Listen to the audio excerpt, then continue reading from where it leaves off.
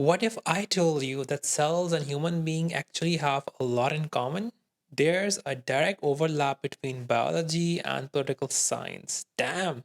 In this video, which will be the first part of this series, we will be looking at biological structures and how they are similar to human made social structures.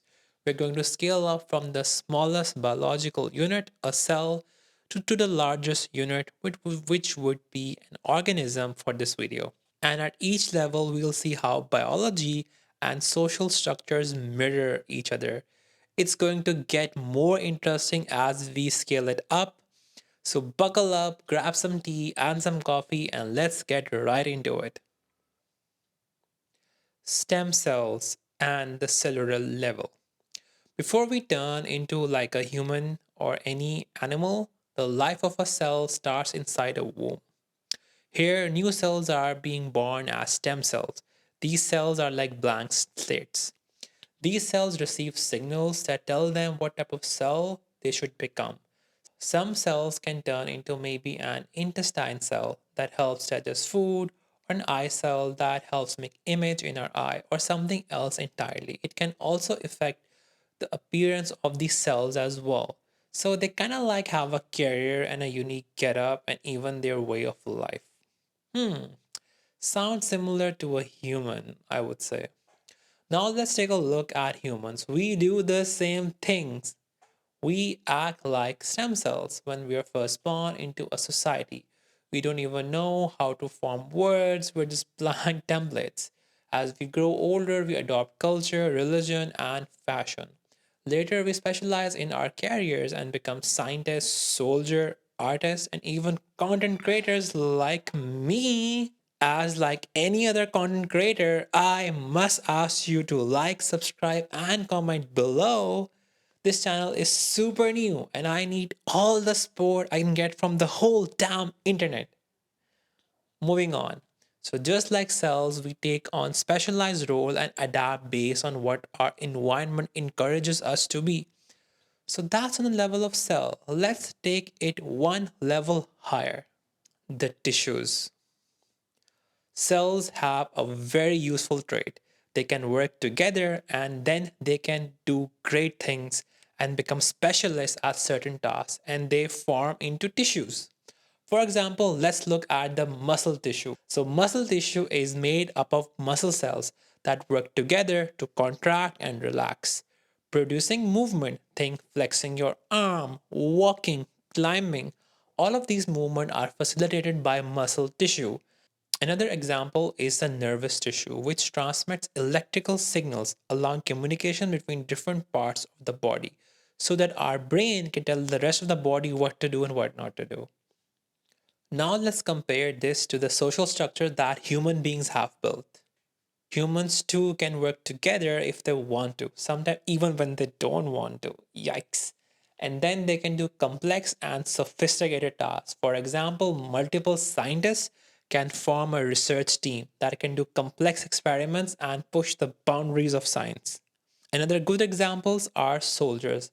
One soldier can't do much, but if many of them stick around and work together, they can form a military unit. A unit can take on missions and do different types of combat operations. They can neutralize enemies or capture land. Not the best things to do. And also notice that soldiers have unique uniform and some unique tool. It kind of reminds me of how certain cells have different shapes, structures, and even their own tools to perform specific tasks.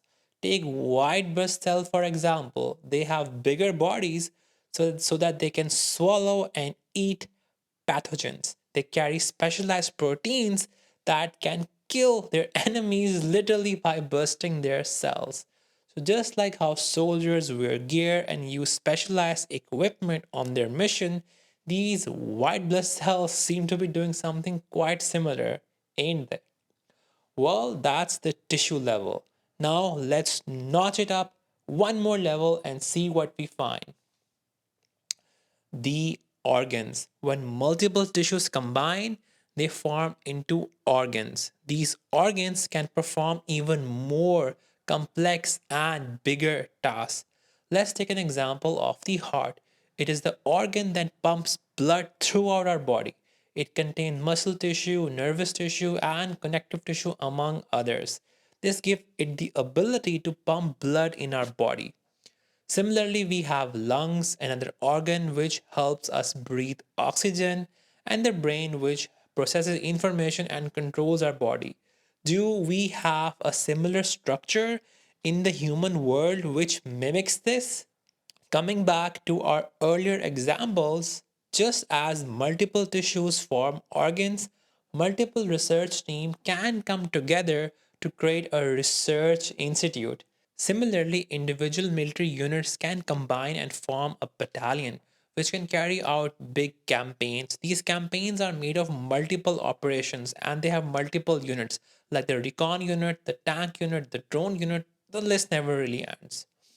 So, as you can see, we humans, just like cell, can work together into larger and larger structures with internal hierarchy that allows us to do even more complex set of tasks. But let's not stop here. Let's take this to another higher level, the organ systems. Organs too can combine and form into organ systems. For example, the circulatory system consists of multiple organs which are doing different things but are all involved with the circulation of different type of things inside our body. This system consists of the lungs, the heart, and the blood vessels. The lungs provide a place to absorb oxygen into the blood. The heart pushes the blood around the body, and the blood vessel help deliver the blood and carry nutrients and waste back and forth to the cells. What about humans? Do we also form even larger systems? Well, we do. In fact, we do. Let's again look back at our previous example. We form state organs. Like all of those battalions, whether it's a Marine Corps or an airborne corps, all of those form into a giant military complex, a whole institution that defends every country or most countries on this planet. Similarly, we have other state organs as well. Like we have the judiciary that gives us justice, and the police which enforces the law. These states' organs are similar to organs that help run our body. They perform vital functions which keep the society healthy and thriving. This leads us to our final level, which is the organism. When we combine all of these organ systems together, such as the circulatory system, the nervous system, and the digestive system, they form an organism. It can be a cat or dog, a bird, or even a human like you and me. So, do we humans have another equivalent to this? So far, if you haven't guessed it already, which you probably have, all of these state organs, like the military, judiciary, law enforcement, among many, many, many others, form a state. A state is essentially a mass of humans behaving like one organism, each part playing its role to keep the system running. Fascinating, isn't it? But where does all of this leads us to? Final thoughts. First of all, we should appreciate that, well, we are life and we share the same properties which all other life forms has. And that's amazing. But at the same time, I feel that we have gone out of touch with nature and we see ourselves as something foreign, something not like other life, which is not the case. We are all part of nature, and whether and whatever we do is in fact a natural phenomena itself. I would like to end this video on a positive note. I know that things may not be okay and things are bad, but we have the ability to adapt and evolve. And that is what humanity needs to do in order to face the problem that it's facing and the entire planet that it's breaking apart. So I want to explore that in yet another video, and I will be doing that. Thank you for watching this video. Your support means the world to me. See you next time. Peace.